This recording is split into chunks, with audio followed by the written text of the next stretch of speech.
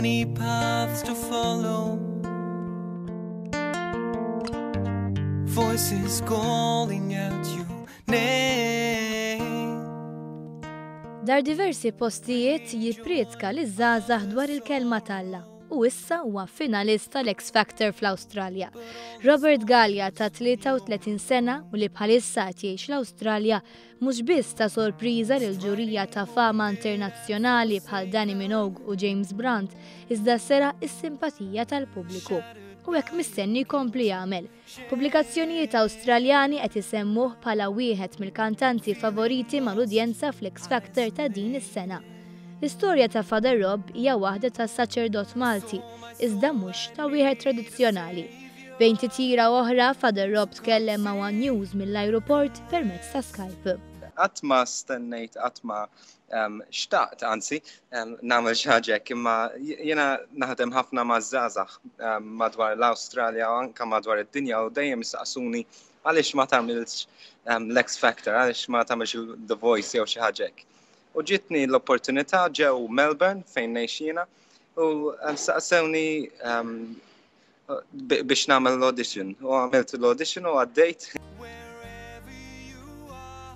Fl-4 snin li ilu Qassis dar diversi postijiet, jgħid li permezz tal-kant irnexxielu jsib mezz ta' komunikazzjoni tajba biex iressaq żgħażagħ lejn il-Knisja. Għaldaqstant iħoss li din l-esperjenza f'XFactor se tgħinu jkompli jagħmel dan. Jiena qiegħed hemm biex nagħti messaġġ u dik il-motivazzjoni tiegħi. Jekk nibqa' hemm sal-aħħar, jekk inkun popolari jew le, mhix l-intenzjoni tiegħi, mhix il-prijorità tiegħi.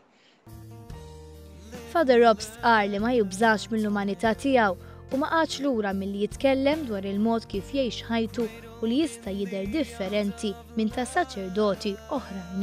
Xorta dejjem insib il-grazzja, dejjem insib il-fidi li għandi bżonn. Ma minix se I'm not going to hide my humanity. Allura dejjem u kif ngħix is-saċerdozju tiegħi, dejjem anke mmur il-ġim, nitlob il-ġim, mmur night clubs u affarijiet naħdem ma' żgħażagħ hemmhekk u mhux se nibża nagħmel hekk. Min jixtieq jisma' u jara lil Father Rob live jidher li se jkollu ċans f'Ottubru li ġej meta l-Qassis żagħżugħ mistenni jirritorna lura lejn pajjiżna u jagħti kunċert in-nadur.